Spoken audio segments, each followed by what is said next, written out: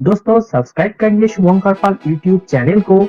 Latest video सबसे पहले देखने के लिए जरूर बेल आइकन को दबाइए। नमस्कार दोस्तों, मैं हूं शुभंकर पाल, कंसल्टेंट सिविल इंजीनियर। दोस्तों, मैं कुछ दिनों से सोच रहा था मेरा जो पुराना घर है उसको रेनोवेट करके उसको यूज किया जाए या फिर नया घर बनाना चाहिए। तो इसको लेके मैं काफी कंफ्यूजन में था और मैं उम्मीद करता हूं जो आप लोग वीडियो देख रहे हैं उनमें से मैक्सिमम हाउस ओनर्स है जो नया घर बनाने का सोच रहे हैं या फिर वो आप लोग जो पुराना घर में रह रहे हैं रेनोवेट करके उसको ही यूज करना चाहते हैं। तो ये डिसीजन लेना काफी मुश्किल हो जाता है क्योंकि घर एक ऐसा चीज है जहाँ पर हम लोग एक बार इन्वेस्ट कर देते हैं, फिर लाइफ टाइम के लिए दोबारा इन्वेस्ट करना मैक्सिमम लोगों के लिए काफी काफी मुश्किल हो जाता है। क्योंकि ये घर बनाने में इतना खर्चा होता है, हर एक पर्सन लाइफ में दोबारा कोशिश नहीं कर पाता है। तो इसी टाइम पे हम लोग अगर अच्छा से डिसीजन लेंगे तो हो सकता है आपका बहुत पैसा सेव हो जाए और घर रिलेटेड जो भी प्रॉब्लम है आपको फ्यूचर में फेस ना करना पड़े। तो इसीलिए इस वीडियो को आप जरूर देखिए एंड तक, क्योंकि मेरा खुद का personal experience and as a civil engineer में जितना भी क्लाइंट को हैंडल करता हूँ उस बेसिस पे आपको कुछ ऐसा टिप्स देने वाला हूँ। अगर आपका पुराना घर है जहाँ पर आप रह रहे हैं उसको रेनोवेट करके आपको उसको यूज करना चाहिए या फिर नया घर बनाना चाहिए, उसका कुछ प्रोज एंड कॉन्स होता है, तो उसको हम लोग डिस्कस करेंगे एंड लास्ट में हम लोग एक डिसीजन लेंगे क्या करना चाहिए, नया घर बनाना चाहिए या फिर पुराना घर को रेनोवेट करना चाहिए। तो दोस्तों, सबसे पहले मैं रेनोवेशन के बारे में अगर बात करूंगा तो सबसे पहला पॉइंट आता है कॉस्ट इफेक्टिव। हाँ दोस्तों, अगर आप नया घर बनाने की जगह पे जो पुराना घर है उसको रेनोवेट करेंगे तो आपका काफी कॉस्ट बच जाएगा। इसका कारण क्या है? देखिए दोस्तों, कुछ कंस्ट्रक्शन में पार्ट होता है जो हम लोगों को रेनोवेशन जब हम लोग करेंगे घर का उसमें उसमें दोबारा करने का जरूरत नहीं पड़ता है। जैसे कि फाउंडेशन, जो हम लोग फाउंडेशन करते हैं, रेनोवेशन अगर करेंगे तो फाउंडेशन का खर्चा बच जाता है। फिर जो ड्रेनेज सिस्टम होता है, सैनिटेशन सिस्टम होता है, सेप्टिक टैंक वगैरह होता है, रिजर्वायर होता है, दोबारा से करने का कोई जरूरत नहीं होता है। तो उसके लिए जो ह्यूज अमाउंट है हम लोगों को तो वो सेव हो जाता है। तो ये काफी कॉस्ट इफेक्टिव है।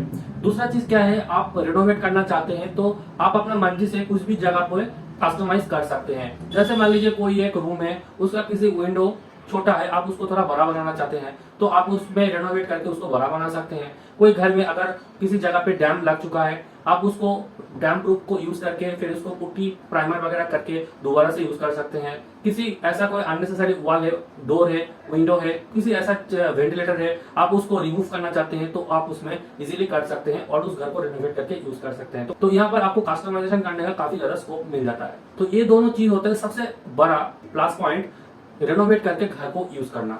बट इसका कुछ माइनस पॉइंट भी है, जैसे कि अभी का टाइम पे मैक्सिमम जो घर बन रहा है काफी स्टाइलिश बन रहा है, मॉडर्न लुकिंग का बन रहा है, एनर्जी एफिशिएंट बन रहे हैं। अगर आप सोच रहे हैं उस तरह का घर बनाना तो पुराना घर को रेनोवेट करके नया वाला, बिल्कुल नया वाला लुक देना काफी मुश्किल होता है। तो उसके लिए आपको नया घर ही बनाना पड़ेगा, तब जाके आप उतना मॉडर्न घर बना सकेंगे। नेक्स्ट मैं बात करूंगा और एक माइनस पॉइंट है, जैसे कि आप जो घर में रह रहे हैं उसमें अगर ऐसा कंडीशन हो चुका है, काफी जगह डैमेज हो चुका है, डैम बहुत ज्यादा लग चुका है, ठीक है, बहुत जगह पे ऐसा होता है सीलिंग में कंक्रीट जो है वो नीचे गिरता है, फिर रेनफोर्समेंट दिखाई देने लगता है, मतलब छत का कंडीशन बहुत ज्यादा खराब है, फ्लोर का कंडीशन बहुत ज्यादा खराब है, ठीक है, इस तरह का बहुत ज्यादा प्रॉब्लम हो रहा है और बहुत काफी पुराना है वो घर, फिर उसको रेनोवेट करके यूज करना आपके लिए थोड़ा वेस्टेज हो जाएगा पैसा का, क्योंकि उसका जो लॉन्जिविटी है हम लोग ज्यादा नहीं इंक्रीज कर सकते हैं, पर उसको रेनोवेट करने में आपको काफी ज्यादा कॉस्ट लग जाएगा, ठीक है। बट एक चीज है, अगर आपका घर ज्यादा पुराना नहीं है, कंडीशन अच्छा है, फिर उसको आप रेनोवेट करके यूज कर सकते हैं।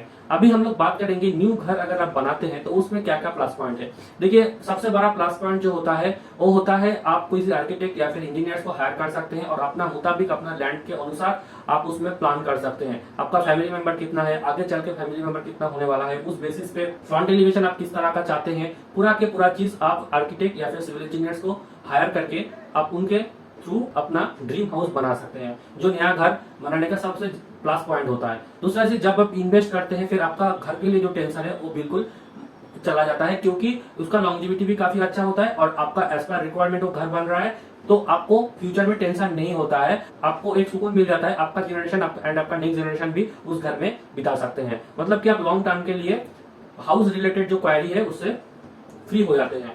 ये दोनों चीज को अगर हम लोग देख के एक अच्छा डिसीजन पे आना चाहते हैं तो उसका रिजल्ट यही आता है। सबसे पहले आपको देखना है आपका रिक्वायरमेंट क्या है, आपका फ्यूचर रिक्वायरमेंट क्या है। ठीक है, अगर मान लीजिए आप जो पुराना घर में रह रहे हैं उसमें जितना आपका फैमिली मेंबर है, आगे चल के आपको एक जनरेशन इंक्लूड करके रखना है, आपका नेक्स्ट जनरेशन को इंक्लूड करके रखना है, आपको कोई प्रॉब्लम ना हो एंड आपका जो नेक्स्ट जनरेशन है उनको कोई प्रॉब्लम ना हो उस घर में रहने में। क्योंकि आगे चल के देखिए कंस्ट्रक्शन मटेरियल एक्सपेंसिव होने वाला है। अभी देखेंगे कितना ज्यादा एक्सपेंसिव हो चुका है घर बनाना, आगे चल के और भी ज्यादा हो जाएगा। तो अभी अगर आप कोई नया घर बना लेते हैं तो आप बहुत पैसा फ्यूचर के लिए सेव कर रहे हैं। ठीक है, ये चीज आपको ध्यान में रखना है। पर आपका फैमिली मेंबर बहुत ही छोटा है, आपका घर ठीक ठाक है, आप एज ए न्यूक्लियर फैमिली में बिलोंग कर रहे हैं और आप उतना इन्वेस्टमेंट नहीं करना चाहते हैं, तो इस बेसिस पे आपको जरूर पुराना घर को रिनोवेट करके यूज करना चाहिए। इससे आपको काफी ज्यादा फाइनेंशियली बेनिफिट मिलेगा। तो उम्मीद करता हूं दोस्तों आपको ये वीडियो काफी पसंद आया होगा और इस टॉपिक रिलेटेड जो भी क्वेरी था आपका मन में वो सॉल्व हुआ होगा। वीडियो को एंड तक देखने के लिए और इस चैनल को सब्सक्राइब करके प्यार देने के लिए बहुत बहुत धन्यवाद। Wish you all the best, have a nice day.